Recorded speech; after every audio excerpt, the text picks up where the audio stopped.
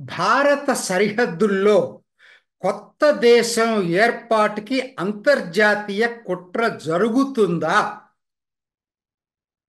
ఇది ఎన్నికల మధ్యలోనే ఈ వార్త వచ్చినా ఎన్నికలు దీంట్లో ప్రతి వాళ్ళు కూడా దీన్ని ఇగ్నోర్ చేయడం జరిగింది.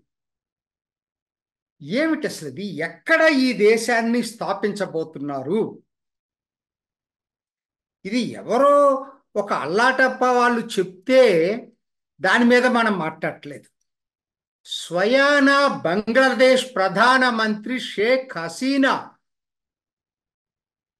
గత నెలలో 14 పార్టీల వాళ్ళ కూటమి ఉంది.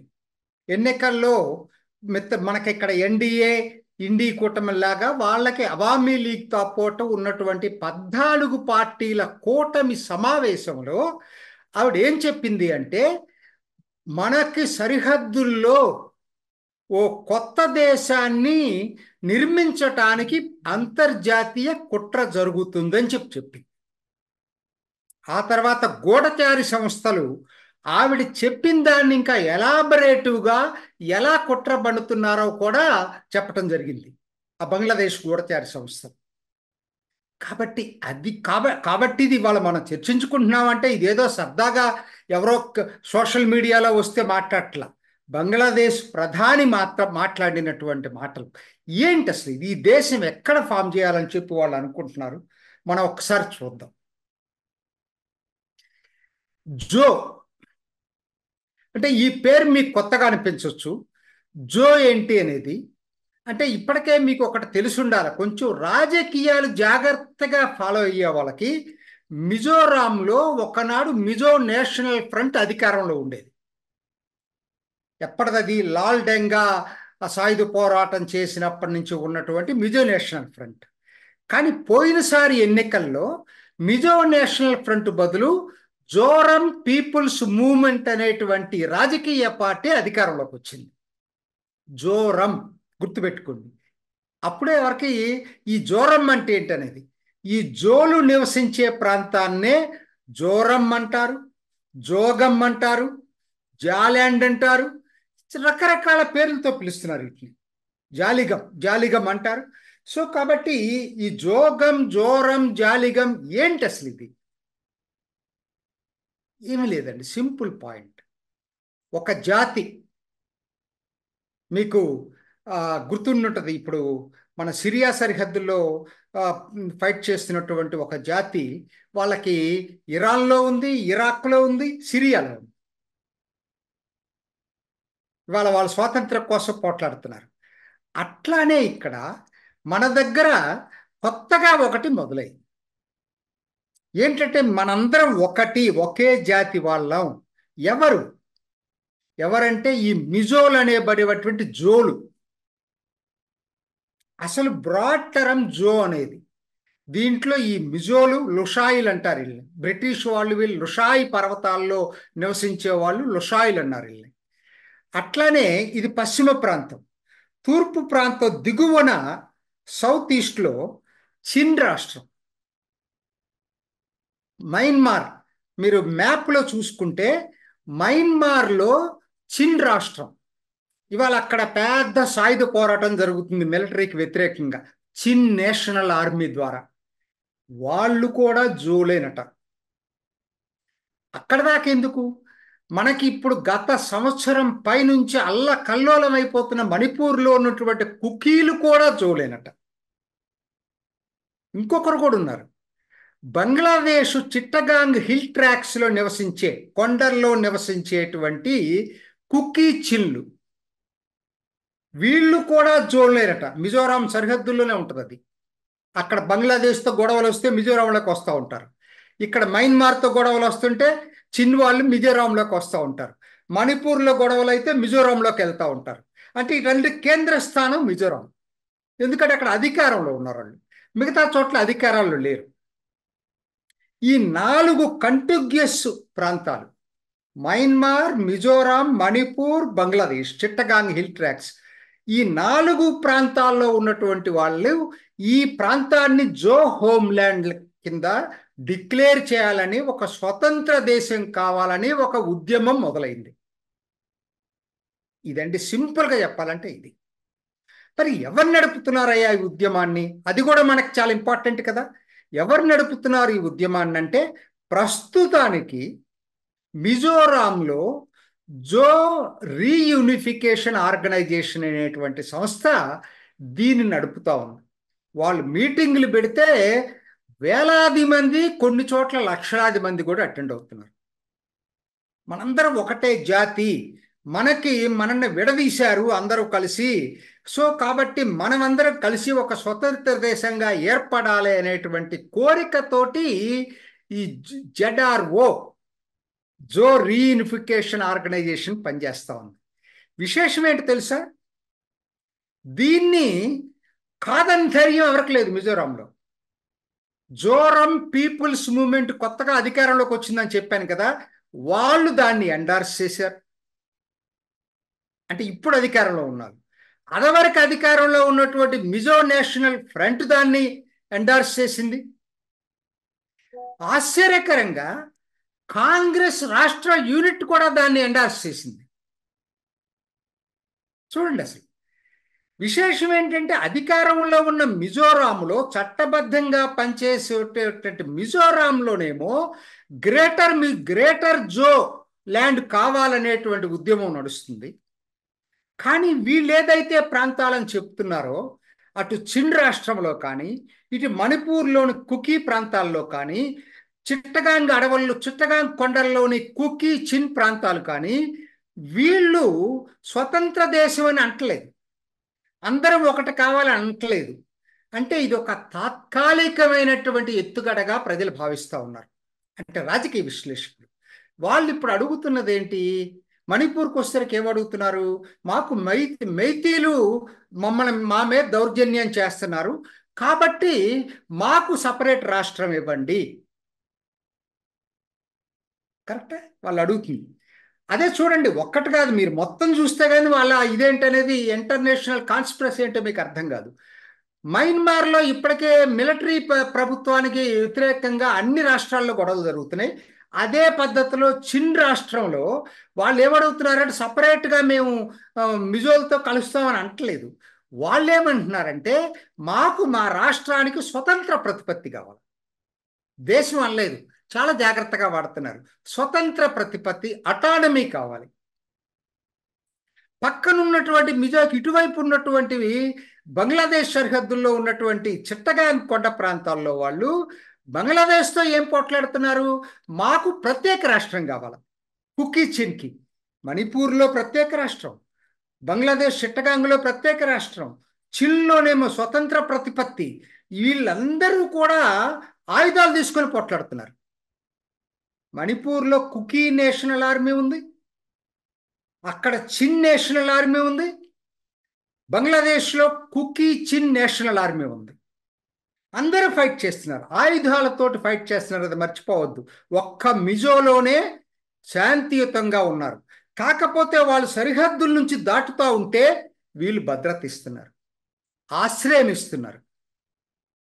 చాలా ఇది ఎంత తీవ్రమైనటువంటి సమస్య అంటే, ఇవాళ బంగ్లాదేశ్ ప్రధాని చెప్పింది కాబట్టి అందరికీ ఎక్కుతా ఉంది. ఇవాళ దురదృష్టం ఏంటంటే, మనం ఎన్నికల్లో ఉన్నాం, చాలా తీవ్రంగా తీసుకోవట్లేదు. మనకి పశ్చిమ ప్రాంతం మీద ఉన్నటువంటి తీవ్రమైనటువంటి స్పందన ఇటు తూర్పు ప్రాంతం మీద రావట్లేదు ప్రజల్లో కూడా. అక్కడ ఏదైనా ఒక్క సంఘటన జరిగి, ఏదైనా ఒక కాల్పులు జరిగి ఎవరన్నా చనిపోయినా కూడా చాలా తీవ్రంగా స్పందిస్తాం. సహజమే, స్పందించవద్దని చెప్పట్లేదు.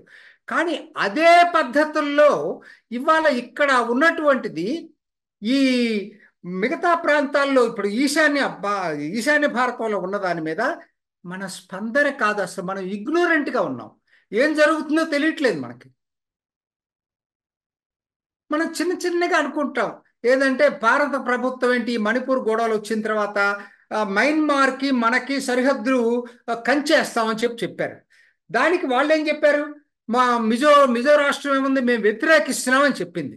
అదేదో వ్యతిరేకిస్తున్నారు అనుకున్నారు, కానీ ఇంత తీవ్ర సమస్య అని తెలియదు. ఇదండి అసలు సమస్య. కేంద్ర బిందు మిజోరాంలో ఉంది, ఇవాళ చిన్లో ఉంది. సో కాబట్టి వాళ్ళు సరిహద్దు కంచి వేయడానికి ఇష్టపడలేదు. మాకు గ్రేటర్ జోలాండ్ కావాలి ఎప్పటికైనా. ఇది దీనికి ఇంకో కోణాన్ని బంగ్లాదేశ్ ప్రధానమంత్రి జోడించింది. ఏంటి ఆ కోణం అంటే మత కోణం. ఆవిడేమందంటే ఆ 14 పార్టీల మీటింగ్లో ఈస్ట్ టైమోర్ లాగా ఇక్కడ కూడా ఒక క్రిస్టియన్ దేశాన్ని, కొత్త దేశాన్ని క్రియేట్ చేయటానికి అంతర్జాతీయ కుట్ర జరుగుతుంది అని అంది. చిన్న స్టేట్మెంట్ ఇచ్చింది ఆవిడ. కానీ దాని లోపల ఎంత అర్థం ఉందంటే చాలా తర్వాత గూఢచారి సంస్థలు ఎక్స్ప్లెయిన్ చేసినాయి ఏంటి ఆవిడ చెప్పింది అనేది. ఈస్ట్ టైమూర్ అంటే ఎక్కడ ఉందండి? మీరు ఒక్కసారి మ్యాప్లోకి వెళ్ళండి. ఇండోనేషియా దీవులు ఉన్నాయి కదా. సో ఆ ఈస్ట్ టైమూర్ కొత్త స్వతంత్ర దేశం ఎట్లా ఏర్పడిందో తెలుసండి? 200 సంవత్సరాలు పోర్చుగీసు పాలనలో ఉన్న టైంలో టైమూర్ ద్వీపం అక్కడ క్రమక్రమేణా ఈస్ట్ టైమూర్ ప్రాంతం అంతా కూడా కన్వర్ట్ చేశారు. అక్కడ ఉన్నటువంటి ప్రజల్ని క్రిస్టియానిటీ కింద కన్వర్ట్ చేశారు. 1975లో ఇండోనేషియా తైమూర్ దీవుల్ని విముక్తం చేసింది. స్వతంత్రం వీళ్ళ దాంట్లో కలిసిపోయింది. కానీ అక్కడతో ఆగలేదు. పోర్చుగీసు అక్కడతో ఆగలేదు. వాళ్ళు రెచ్చగొట్టేసేసి 1990 కల్లా కూడా ఒక పెద్ద ఇన్సర్జెన్సీ మూమెంట్ డెవలప్ చేశారు. రెవల్యూషనరీ ఫ్రంట్ ఒకటి పెట్టి అక్కడ ఏంటనంటే మా ఇక్కడ ఇస్లామిక్ వాదులు మా మీద పడి దౌర్జన్యాలు చేస్తున్నారు. ఇప్పుడు ఏదైతే ఎగ్జాక్ట్గా ఇక్కడ హిందూవాదులు మణిపూర్లో దౌర్జన్యాలు చేస్తున్నారనే పద్ధతుల్లో అక్కడ కూడా అలా జరగటం అనేది, ఆ తర్వాత పెద్ద ఎత్తున ఉవ్వెత్తిన తర్వాత అమెరికా ఇండోనేషియాకి విత్డ్రా చేసుకోవటం అంటే ఏమైపోతుంది, వాళ్ళు ఘర్షణలో 200 మంది చనిపోయారు. ఏది ఈ ఆ తైమూర్ వాసులు. దాంతో ఇండోనేషియా మీద నిరసనగా అమెరికా ఇండోనేషియాకి తెగతింపులు చేసుకోవటం, జనరల్ సుహార్తో పడిపోవటం, ఆ తర్వాత వచ్చినటువంటి హబీబీ టైంలో బలవంతంగా ఒప్పందం చేసుకొని ప్లెబిసైట్ తీసుకొచ్చేసి ఈస్ట్ తైమూర్ని ఐక్యరాజ్య సమితి ఆధ్వర్యంలో స్వతంత్ర దేశంగా 2000 చిల్లర్లో ఈ శతాబ్దంలో కొత్తగా వచ్చినటువంటి 2002 అనుకుంటా అది కొత్తగా వచ్చినటువంటి స్వతంత్ర దేశం ఈస్ట్ టైమోర్. దాన్ని బంగ్లాదేశ్ ప్రధాని ఉటంకించింది. ఎందుకు ఆవిడ చెప్పేది ఏంటి? మా దగ్గర ఎయిర్ బేస్ కావాలని అడిగింది అమెరికా. సెయింట్ మార్టిన్ ఐలాండ్ అని బంగ్లాదేశ్కు సంబంధించింది, బే ఆఫ్ బెంగాల్లో ఒక చిన్న ద్వీపం ఉంది. అక్కడ ఎయిర్ బేస్ కావాలంటే ఈవిడ ఒప్పుకోలేదట. కాబట్టి బంగ్లాదేశ్ అమెరికాకు అనుకూలంగా లేదు. మయన్మార్ చైనా ప్రభావంలో ఉంది. భారత్ స్ట్రాటజీకి ఎల్లీనే కానీ వాళ్ళ నేషనల్ ఇంట్రెస్ట్కి భిన్నంగా వాళ్ళని బలవంతం చేసే పరిస్థితి అమెరికాకు లేదు. సో కాబట్టి ఏంటి, మేము చెప్పినటువంటి ఇనే పద్ధతిలో దక్షిణాసియాలో ఒక దేశం ఉండాలి. ఈ అంతర్జాతీయ కుట్రతోనే ఈ జో మూమెంట్ని అమెరికా ఎంకరేజ్ చేస్తుంది. డైరెక్ట్గా అమెరికా కాకుండా సిఐఏ ద్వారా, క్రిస్టియన్ మిషనరీస్ ద్వారా దీన్ని ఎంకరేజ్ చేస్తుంది అనేది బంగ్లాదేశ్ ప్రధాని షేక్ హసీనా ఆరోపణ. మనకు తెలియదు, అది ఆవిడ చెప్తున్నటువంటి ఆరోపణ. కాకపోతే ఇవాళ ఆవిడ చెప్పేది ఏంటంటే ఇవన్నీ ఒక ఐసోలేటెడ్గా చూడొద్దు. మణిపూర్లో జరిగే ఇన్సిడెంటు, బంగ్లాదేశ్లో జరిగేటువంటి ఇన్సిడెంటు, మయన్మార్లో జరిగే ఇన్సిడెంటు, తర్వాత మిజోరాంలో ఇవాళ కొత్తగా మా స్వతంత్ర అందరు జోలు కలవాలి, ఒక హోమ్ల్యాండ్ కావాలని జరిగేటువంటి శాంతియుత ఉద్యమం, వీటన్నిటిని దేనికది ఐసోలేటెడ్గా చూస్తే మీకు దొరకదు సొల్యూషన్. వీటన్నిటి థ్రెట్స్ అన్ని మీరు ఎప్పుడైతే కలుపుతారో అప్పుడే యాక్చువల్గా కుట్ర అనేది ఏంటనేది బయటకు వస్తుంది అనేది రాజకీయ పండితులు, ముఖ్యంగా బంగ్లాదేశ్ చాలా వర్రీ అయిపోతా ఉంది. ఎందుకంటే చిట్టగాంగ్ హిల్ ట్రాక్ అంటే ఎక్కడ అసలు మన భారత్లో భాగం అండి. అది నేను ఒకసారి వీడియోనే చేశాను మీకు. ఎందుకంటే రాడ్క్లిఫ్కి తెలీదు. చిట్టగాంగు ముస్లిం మెజారిటీ ప్రాంతం, అది వాళ్ళకి వెళ్ళింది. చిట్టగాంగ్ హిల్ ట్రాక్ అనేది సపరేట్ డివిజన్ అని వాళ్ళకి తెలియదు. చిట్టగాంగ్ హిల్ ట్రాక్ నుంచి మన వైపు మిజోరాంకి, త్రిపురకి దారి ఉందనేది వాళ్ళకి తెలియదు. చిట్టగాంగ్తో పాటు హిల్ ట్రాక్ను కూడా కలిపి పాకిస్తాన్కి ఇచ్చాడు. అప్పుడు ఒరిజినల్గా అది భారత్లో భాగం. చక్మాలు బౌద్ధులు, హిందువులు బౌద్ధులు నివసించేటువంటి చిట్టగాంగ్ హిల్ ట్రాక్ తెలియక ఇచ్చేశాడు. వాళ్ళందరూ స్వాతంత్రోద్యమంలో బ్రహ్మాండంగా పాల్గొన్నటువంటి వాళ్ళు. సో అదొక చరిత్ర. సో ఆ హిల్ ట్రాక్లో ఇవాళ ఆ ఆదివాసీలందరినీ కూడా ఇవాళ క్రిస్టియానిటీ కింద ఈ క్రిస్టియన్ మిషనరీస్ కన్వర్ట్ చేస్తున్నాయి అనేది బంగ్లాదేశ్ ప్రభుత్వ ఆరోపణ. మనకి ఎట్లయితే జరుగుతుందో మన కుకీ, ఎందుకంటే వీళ్ళందరూ కామన్ థ్రెడ్ ఒకటేనండి, క్రిస్టియానిటీ. బ్రిటిష్ వాళ్ళు అటు చిన్ రాష్ట్రంలో ఉన్న చిన్లైనా కుకీలైనా అట్లానే మిజోల్నైనా అట్లానే బంగ్లాదేశ్లోని కుకీ చిన్లైనా క్రిస్టియానిటీ కింద కన్వర్ట్ చేశారు 100%. ఇది దీనికి వెనక్కున్నటువంటి ఒక ఇంపార్టెంట్ ఆస్పెక్ట్.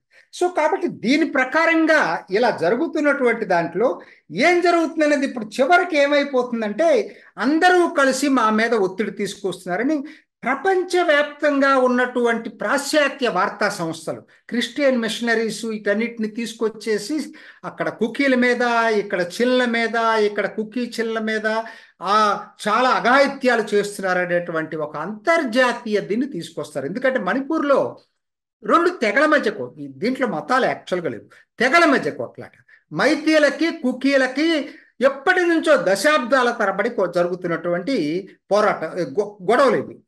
వాటిని ఒక మతం కిందకి మార్చేసి కేవలం కుకీలకు వ్యతిరేకంగా మైతీలు దాడి చేస్తున్నారు, కుకీలు మైతీల మీద దాడి చేసి చెప్పట్లేదు, 2 వైపులా దాడులు జరుగుతున్నాయి. సో ఇదంతా ఒక కుట్రలో భాగం అనేటువంటిది ఈస్ట్ టైమూర్లో ఏం జరిగిందో ఇక్కడ కూడా అదే జరగబోతుంది అనేది బంగ్లాదేశ్ ప్రధాని షేక్ హసీనా చెబుతున్నటువంటి విషయం. ఎన్నికలు అయిపోయినాయి, ఇప్పుడు మనకి ప్రభుత్వం కూడా ఏర్పడింది, మోడీ 3O ప్రభుత్వం ఏర్పడింది. మోడీ తక్షణం దృష్టి సారించాల్సినటువంటి విషయం పశ్చిమ సరిహద్దుతో పాటు తూర్పు సరిహద్దు మీద ఎంతైనా ఉంది. ఈ స్వతంత్ర దేశ భావాన్ని ఆదిలోనే గనక అంతం చేయకపోయేటట్టయితే ముందు ముందు దీన్ని ఆపటం కూడా చాలా కష్టమయ్యేటువంటి క్లిష్ట సమస్యగా మారేటువంటి అవకాశాలు మెండుగా ఉన్నాయి. చూద్దాం ఏం జరగబోతుందో. It is a developing story. చూసారు కదండి. మరి ఈ వీడియో కనుక మీకు నచ్చినట్లయితే ఒక లైక్ కొట్టేసి మీ అభిప్రాయాన్ని కూడా కామెంట్ బాక్స్లో తెలియజేస్తూ ఇలాంటి ఇంట్రెస్టింగ్ అప్డేట్స్ కోసం మా ఛానల్ని సబ్స్క్రైబ్ చేసుకోండి.